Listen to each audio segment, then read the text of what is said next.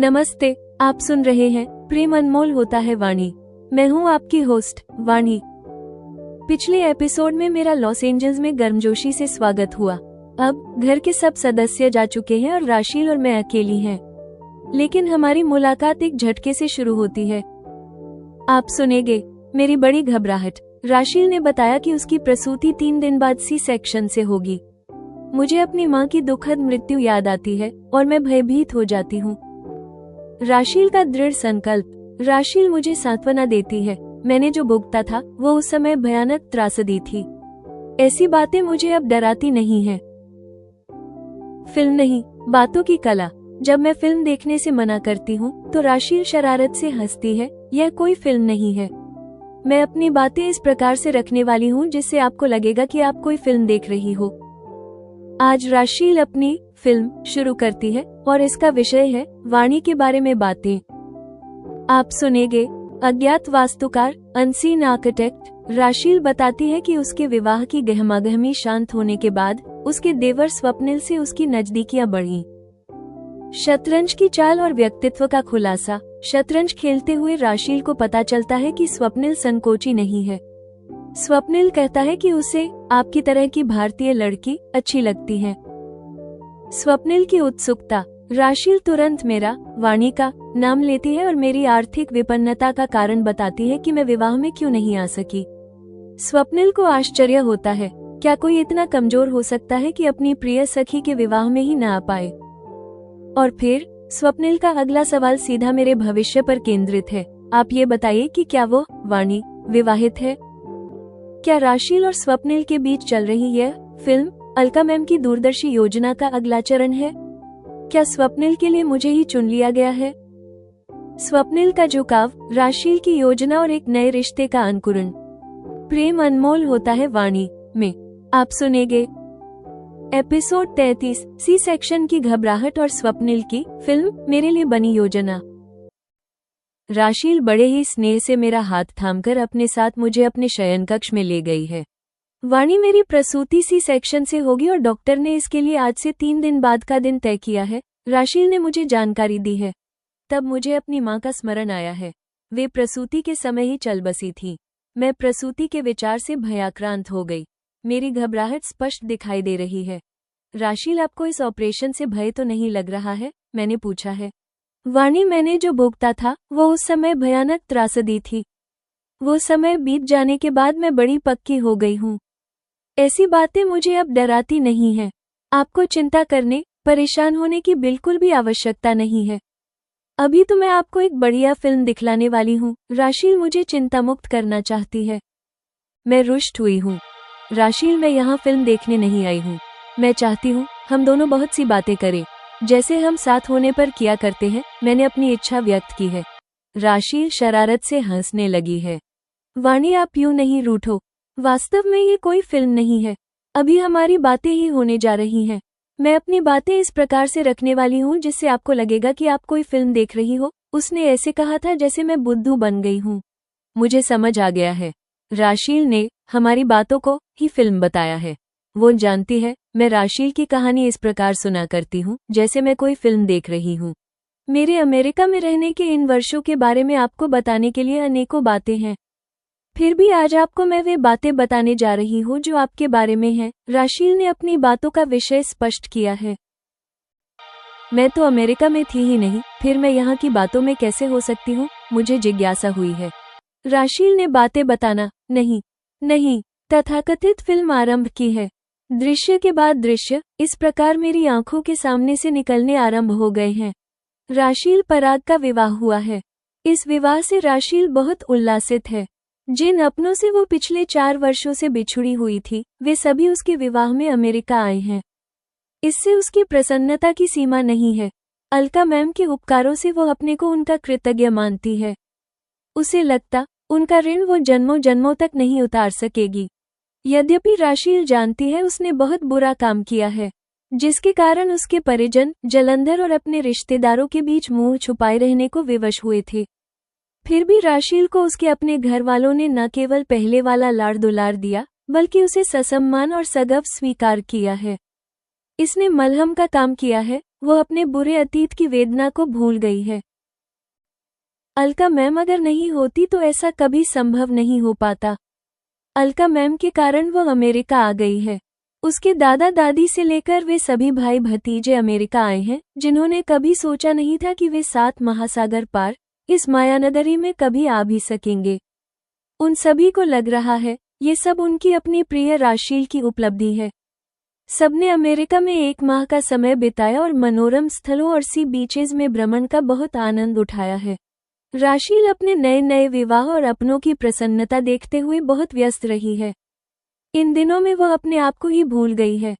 भारत वापसी की पहले से कराई गई टिकटों का दिन आने पर सभी परिजन विदा हुए हैं। पराग भी अपने जॉब पर जाने लगे हैं। तब राशील को वाणी का स्मरण आने लगा है। वाणी उसे किसी जन्म की अपनी बहन सरीखी लगती है।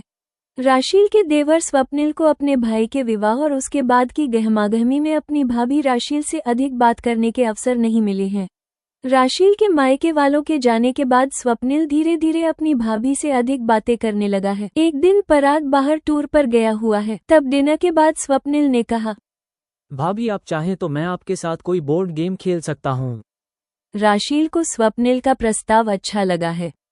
हाँ हाँ, क्यों नहीं, हम साथ खेलने और बातें करने का दोहरा आनंद ले सकेंगे। राशील ने प्रसन्नता से सम्मति दी है। स्वप्निल एवं राशील शतरंज खेलने लगे हैं।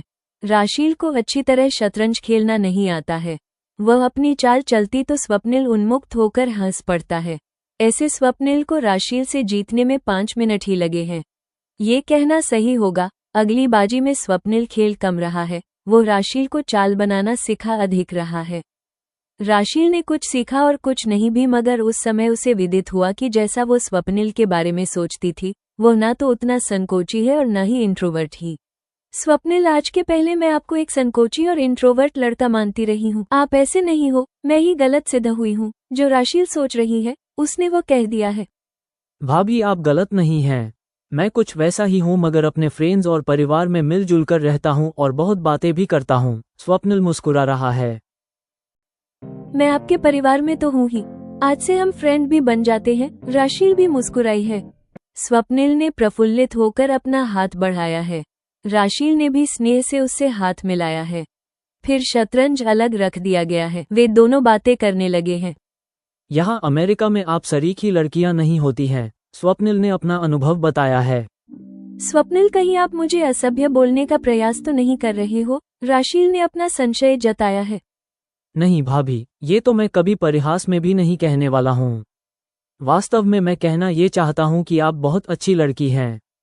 आप जैसी लड़की यहाँ मिलना कठिन है, स्वप्निल ने प्रशंसा करते हुए कहा है। मैं तो यहाँ की लड़कियों के आगे कुछ भी नहीं हूँ। मुझे यहाँ सभी लड़कियाँ एक से बढ़कर एक सुंदर, मॉडर्न और उच्च शिक्षित लगती हैं। राशील स्वयं को उनकी तुलना में हीन मान रही है। आपकी बात सही है, मगर आप उन्हें अधिक जानोगी तो पाओगी कि सब आवश्यकता से अधिक आधुनिका हैं। उनमें बहुत सी तो ड्रग्स लेने वाली होती हैं। उनके कई बॉयफ्रेंड्स होते हैं और वे सेक्स के मामले में भी बहुत खुली होती हैं। स्वप्निल ने उनका भेद स्पष्ट करते हुए कहा है। ये तो यहाँ की सभ्यता और संस्कृति के कारण है। यहाँ के लड़के भी तो ऐसे ही होंगे। अगर मैं भी यहाँ पली बड़ी होती तो मैं भी उन जैसी हो सकती थी। राशील लड़कियों के गुण को सहज स्वीकार कर रही है। आप सही कह रही हो, पर मैं दूसरी बात कहना चाह रहा हूँ। वो ये कि मुझे आपकी तरह की भारतीय लड़की अच्छी लगती है। स्वप्निल ने अपना झुकाव स्पष्ट किया है। राशील ने जैसे ही यह सुना वैसे ही उसे वाणी का स्मरण आ गया। तत्क्षण ही उसके मन में एक विचार आ गया है। स्वप्निल, सच कहूं तो बहुत सी लड़कियां होती हैं जो इस दृष्टि से मुझसे भी अधिक अच्छी होती हैं। मेरी बेस्ट फ्रेंड वाणी उनमें से एक है। राशील विचार करते हुए वार्तालाप का प्रवाह मोड़ रही है। भाभी, अगर यह वाणी आपकी बेस्ट फ्रेंड है तो वह आपके विवाह में यहाँ क्यों नहीं आई? स्वप्निल ने प्रश्न किया है। उसे मैंने विवाह में आने के लिए कहा ही नहीं है। वास्तव में वह आर्थिक रूप से साधारण परिवार की है। अमेरिका आने जाने का व्यय वहन कर पाना उसके सामर्थ्य में नहीं है। राशील ने कारण बताया है। स्वप्निल के मुख पर करुणा के भाव आए हैं। ये तो मैं सोच भी नहीं सकता। क्या कोई इतना कमजोर हो सकता है कि अपनी प्रिय सखी के विवाह में ही न आ पाए? किसी के लिए भारत से अमेरिका आने जाने का व्यय कर पाना भी कठिन हो सकता है क्या? स्वप्निल को आश्चर्य हुआ है। आप दूर क्यों जाते हो? मेरे स्वयं के लिए ही इतना व्यय करना बड़ा प्रश्न रहा होता। ये तो मेरा विवाह पराग से हुआ है, इसलिए मेरा अमेरिका आना संभव हो पाया है। भारत में अभी इतनी समृद्धि और आर्थिक संपन्नता नहीं है। आपने भारत को बहुत देखा और जाना नहीं है। राशील ने अपना सच निसंकोच स्वीकार किया है। बचपन से जब जब मैं भारत गया तो मैं वहाँ दादा दादी और बुआ के साथ रहा। मुझे ऐसी विपन्नता कभी अनुभव नहीं हुई। स्वप्निल ने अभावों के बारे में अपनी अनभिज्ञता बताई है। आपकी बुआ दादा दादी वहाँ के चंद अति संपन्न लोगों में से हैं। उनका मेल जोल भी अधिकांश ऐसे ही लोगों से है, इसलिए आपको यह अनुभव नहीं हुआ है। राशील कारण समझते हुए बता रही है। मैं ये समझ पा रहा हूँ। अब आप ये बात छोड़िए और मुझे वाणी के बारे में बताइए। आप ये बताइए कि क्या वो विवाहित है? स्वप्निल की उत्सुकता वाणी पर केंद्रित है। जेमिनाई की समालोचना, रचनात्मक मार्गदर्शन और प्रस्तुति निर्देश। प्रिय श्रोताओं, एपिसोड 33 ने हमें विभिन्न मानवीय भावनाओं से परिचित कराया है। वाणी का भय, राशील की दृढ़ता और स्वप्निल की आत्मीयता। राशील द्वारा वाणी के लिए एक मैचमेकर की भूमिका लेना उनके बीच के गहरे संबंध को सिद्ध करता है। कहानी अब एक नए और सुखद मोड़ की ओर बढ़ रही है। एपिसोड 33 की शक्ति और कथा विकास। राशील की दृढ़ता। राशील का अपनी सी सेक्शन प्रसूति पर भयभीत न होना उसके द्वारा भोगे गए दुख के बाद मनोवैज्ञानिक रूप से मजबूत होने को दर्शाता है। यह उसके चरित्र को एक नई गहराई देता है। स्वप्निल का प्रकटीकरण। शतरंज के खेल के बहाने स्वप्निल का संकोची से आत्मीय और स्पष्टवादी व्यक्ति में रूपांतरण उसके चरित्र को विश्वसनीय बनाता है। उसका इंडियन गर्ल के प्रति झुकाव और वाणी के बारे में प्रश्न कथा की रोमांटिक दिशा को संकेत देता है। रोमांटिक आधार। राशील का सुविचारित रूप से स्वप्निल के सामने वाणी की प्रशंसा करना और उसका अविवाहित होना बताना दो पात्रों को एक साथ लाने का पहला कदम सिद्ध होता है। ऑडियो प्रस्तुति के लिए अंतिम मार्गदर्शन। सी सेक्शन की बात सुनकर वाणी के स्वर में हल्की घबराहट और भय का भाव होना चाहिए। बाद में राशील की कहानी सुनने की अधीरता उसके स्वर में स्पष्ट झलकनी चाहिए।